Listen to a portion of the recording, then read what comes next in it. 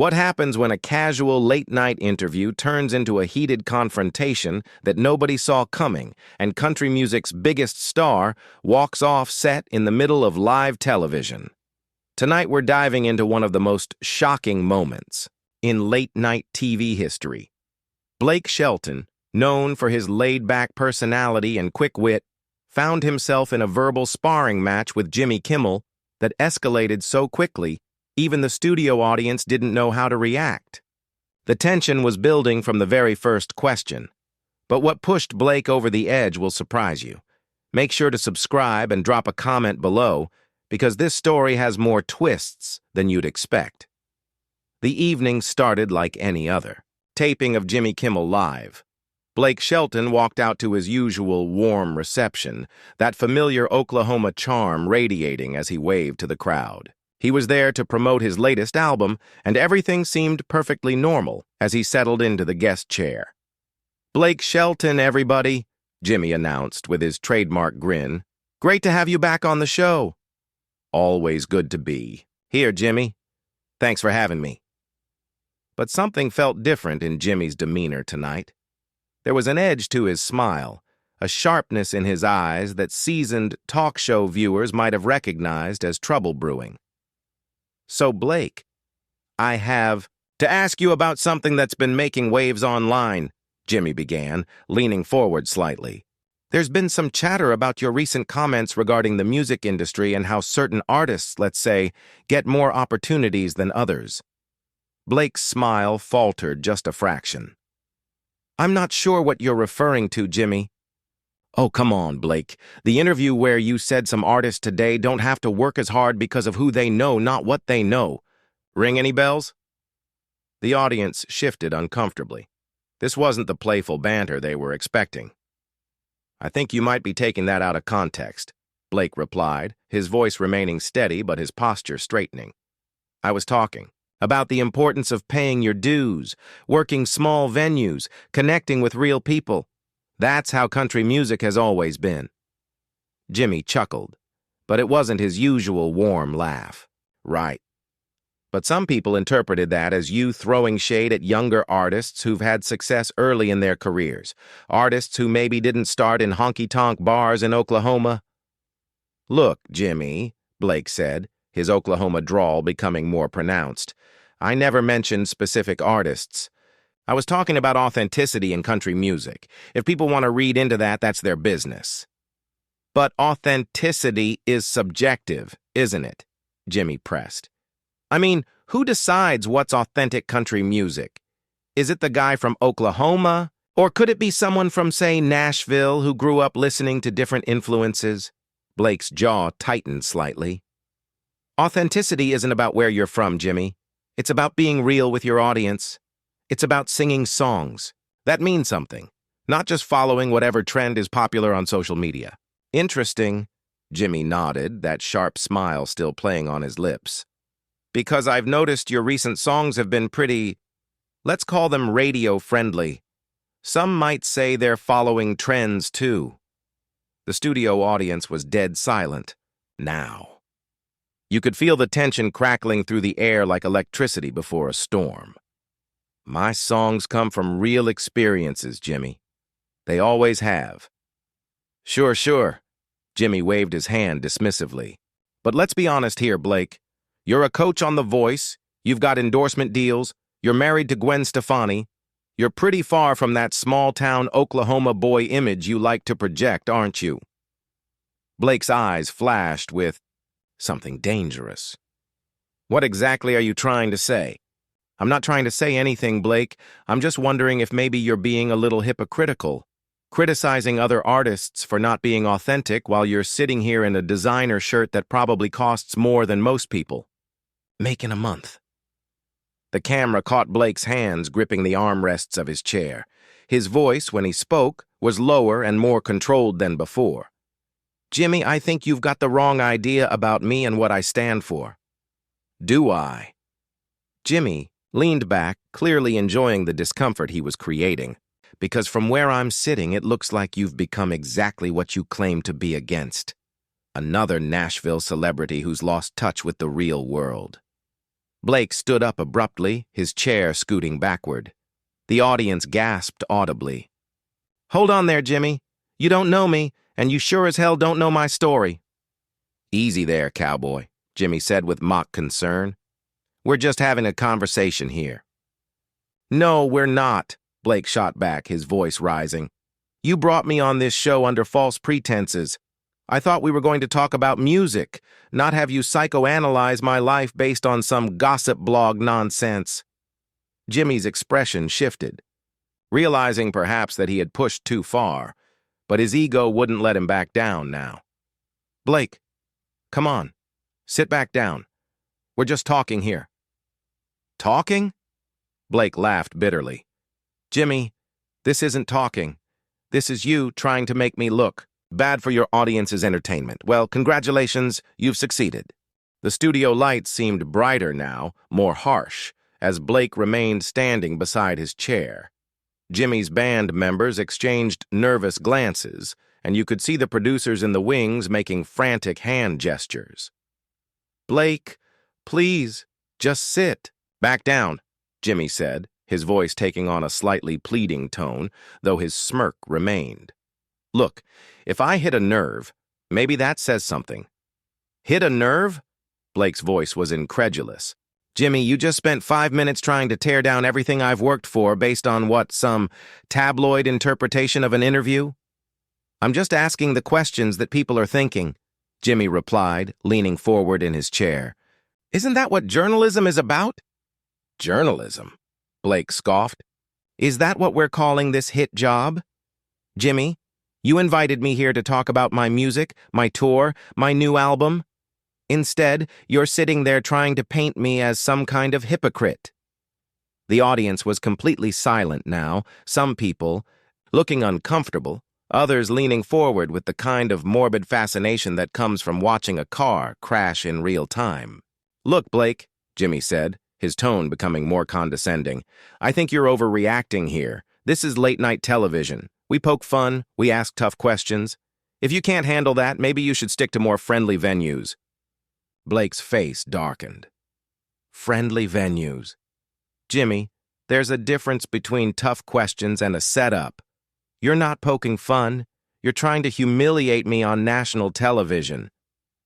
"I'm trying to have an honest conversation about authenticity." "In country music," Jimmy shot back.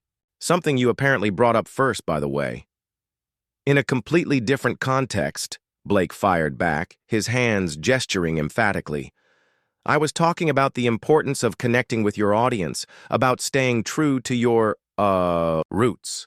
You've twisted that into some attack on other artists." "Have I?" Jimmy's eyebrows raised theatrically.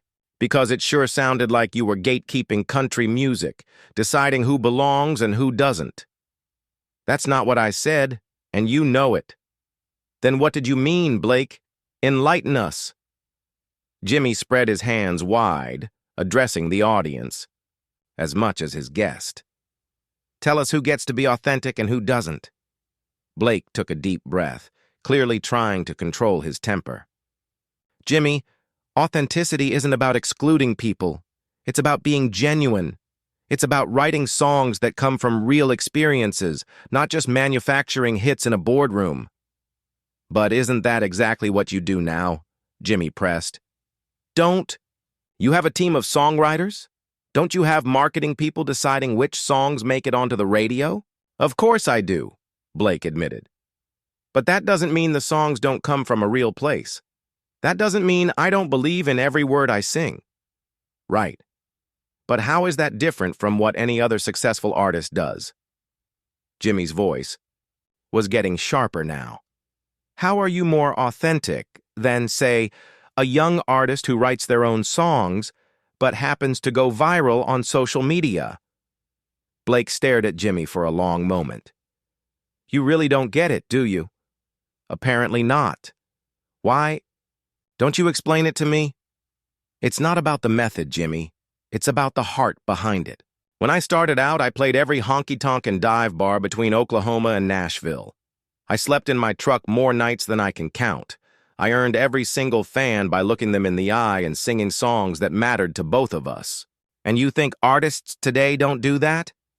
Some do, Blake said firmly. But some get handed success without ever having to wonder if they can pay rent, without ever having to prove themselves to a room full of people who couldn't care less about your record deal. Jimmy leaned back, sensing he had Blake exactly where he wanted him. So it's about suffering, then? You have to suffer to be authentic? It's about understanding your audience, Jimmy. It's about knowing what it feels like to struggle, to work a real job, to worry about real problems. When you write songs from that place, people can feel it. But Blake, Jimmy said with mock sympathy. You haven't worked a real job in decades. You make millions of dollars. You live in a mansion. How do you connect with struggling people now? The question hung in the air like a challenge. Blake's face went through several emotions before settling on something between anger and disappointment. You know what, Jimmy? You're right. I'm successful now. I'm blessed beyond what I ever dreamed. But I remember where I came from, and I respect the journey it took to get here. Do you, though? Jimmy pushed. Because from the outside, it looks like you've forgotten. It looks like you're just another celebrity telling regular people what authentic means while you count your money. That was the moment. You could see it in Blake's eyes, the exact second when his patience finally snapped completely. Count my money? Blake's voice was dangerously quiet now, the kind of quiet that comes right before a storm breaks. Jimmy, you just crossed a line you can't uncross. Jimmy, perhaps realizing he had gone too far but unable to resist one more jab, shrugged. I'm just calling it like I see it, Blake. Rich guy lecturing people about authenticity. It's a little ironic, don't you think? Blake stepped closer to Jimmy's desk, his hands flat on the surface as he leaned forward. The cameras zoomed in, catching every detail of his expression. You want to know about counting money, Jimmy? You want to know what I think about when I'm up there on stage? I think about the single mom who saved up for months to bring her kids to my show. I think about the construction worker who plays my songs on his radio while he's busting his back 12 hours a day. I think about the farmer who's losing his land, but still finds something in my music that gives him hope. Jimmy's smirk was wavering now. Blake, come on. No, Jimmy, you come on. Blake's voice was rising, his Oklahoma accent thick with emotion. You sit behind this desk every night making jokes about people you've never met in situations you've never been in. You think because you can make people laugh, that gives you the right to tear down what matters to them? I'm not tearing down anything, Jimmy protested weakly. I'm just asking questions. Asking questions? Blake straightened up, his voice filling the studio. Jimmy, you ambushed me. You brought me on this show to promote my music, then spent the entire time trying to make me look like some kind of fraud. That's not asking questions. That's character assassination. The audience was completely transfixed. Some were recording on their phones, despite the no-recording policy. The tension in the room was suffocating. Look, Blake, if you can't handle a little criticism... Criticism? Blake cut him off, his voice cracking with incredulity. Jimmy, this isn't criticism. This is you trying to humiliate me for entertainment value. Well, congratulations, you got your viral moment. Jimmy tried to regain control of the situation. Blake, please, just sit back down and we can... We can what, Jimmy? Finish this hit piece? Let you get a few more cheap shots in? Blake shook his head. I don't think so. You're being way too sensitive about this, Jimmy said, his voice taking on a defensive edge. This is what talk shows do. We have conversations. Conversations? Blake's laugh was bitter and loud. Jimmy, you haven't been interested in conversation since I walked out here. You've been interested in a takedown. Well, here's your takedown. Blake reached up and unclipped his microphone, the sound echoing through the studio's speakers as he dropped it onto Jimmy's desk with a sharp clatter. Blake, don't do this, Jimmy said, finally showing some genuine concern. We're live. You can't just... Watch me, Blake said flatly. He turned toward the audience, his voice carrying clearly without the microphone. Folks, I apologize that... You had to witness this. You came here expecting entertainment, not whatever this was supposed to be. Several audience members started applauding, which seemed to anger Jimmy further. Blake, you're making a huge mistake here, Jimmy called out, his voice carrying a threat. You walk off my show and everyone's going to know about it. Blake stopped mid-stride and turned back to face Jimmy, his expression incredulous. Is that supposed to be a threat, Jimmy? You're going to tell people I walked off your show because you ambushed me? Go ahead. Tell them. Tell them exactly what you did here tonight. I didn't do anything wrong, Jimmy protested, but his voice lacked conviction now. You didn't do anything wrong? Blake's voice rose again. Jimmy, you invited me here under false pretenses, spent 20 minutes trying to tear me down, question my integrity, my authenticity, and my connection to my fans. Then when I had enough, you tried to threaten me into staying. If that's not wrong, I don't know what is. The studio was dead silent except for the hum of the cameras still rolling. Even Jimmy's band had stopped their usual between-segment noodling. You know what the real irony is here, Jimmy? Blake continued, his voice now carrying a sad disappointment rather than anger. You talk about authenticity like it's something you can fake or something you can lose. But authenticity is about being real with people. It's about being honest. And the most honest thing I can do right now is tell you that this conversation is over. Jimmy made one last desperate attempt to salvage the situation. Blake, please, let's just start over. We can talk about your music, your tour, whatever you want.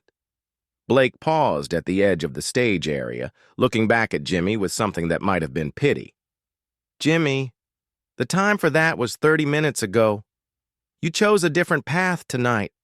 You chose to try to embarrass me instead of having a real conversation. That's on you, not me. But Blake, Jimmy called out, his voice cracking slightly. The show. The show? Blake's final words carried across the stunned studio. Jimmy, this isn't a show anymore. This is real life. And in real life, when someone disrespects you like this, you don't have to sit there and take it. With that, Blake Shelton walked off the Jimmy Kimmel live stage, leaving behind a host who had clearly bitten off more than he could chew, a stunned audience, and what would become one of the most talked-about moments in late-night television history. So there you have it, one of the most explosive confrontations ever captured on live television, showing us that even the most laid-back celebrities have their breaking point. What did you think of Blake's reaction? Was Jimmy out of line? Or was Blake being too sensitive? Drop your thoughts in the comments below, hit that subscribe button, and let us know which celebrity meltdown you want us to cover next.